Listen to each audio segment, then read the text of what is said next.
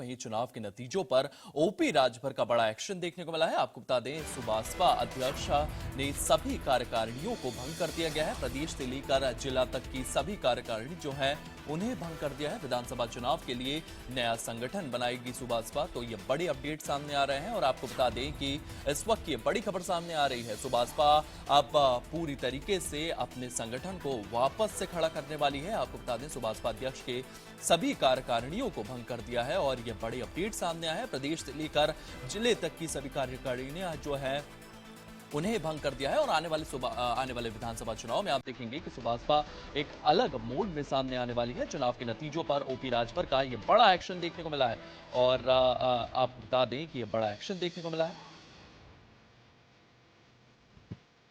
चुनाव के नतीजों पर ओपी राजभर ने ये एक्शन लिया है। सुबासपा अध्यक्ष ने सभी कार्यकारिणियों को भंग किया।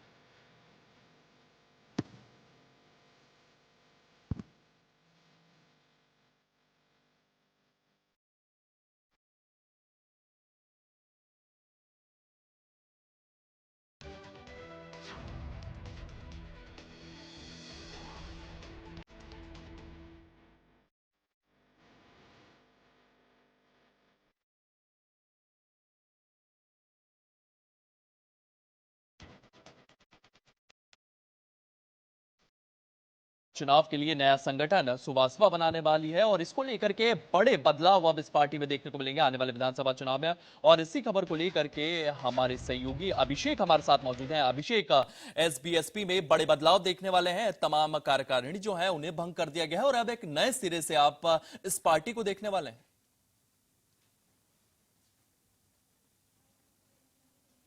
देखने को मिल रहे हैं, खासतौर पर चुनाव के नतीजों के बाद एसबीएसपी ने अपने सभी जो कमेटियां थी उन्हें भंग किया है और अब नए सिरे से चुनाव की तैयारियों में एसबीएसपी जुटेगी। खासतौर पर उस चुनाव के अलावा उत्तर प्रदेश में होने वाले 2027 के चुनाव को लेकर अब सुबासपा अपनी नई रणनीतियों के साथ मैदान में उतरती नजर आएगी।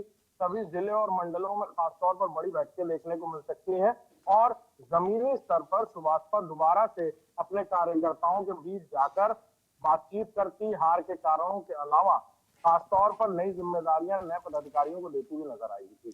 अभिषेक, जिस तरीके से सुबासपा को लेकर के ओपी राजभर के भी बयान आए थे, उन्होंने साफ तौर पर कहा था कि हम अकेले चुनाव लड़े हैं और अपने दम पर लड़े हैं। इसी के साथ साथ कहीं ना कहीं योगी आदित्यनाथ और पीएम मोदी पर भी वे हमलावर नजर आए थे। उसके बाद उनका एक बयान आया था कि नहीं नहीं, ऐसा हमने नहीं कहा है। कहीं ना कहीं संगठन में बड़े बदलाव के साथ साथ एनडीए के हिस्से को लेकर भी तमाम मंथन जो है वो सुबासपा करने वाली है कि एनडीए के साथ आने वाले समय में चुनाव लड़ना है या नहीं लड़ना है।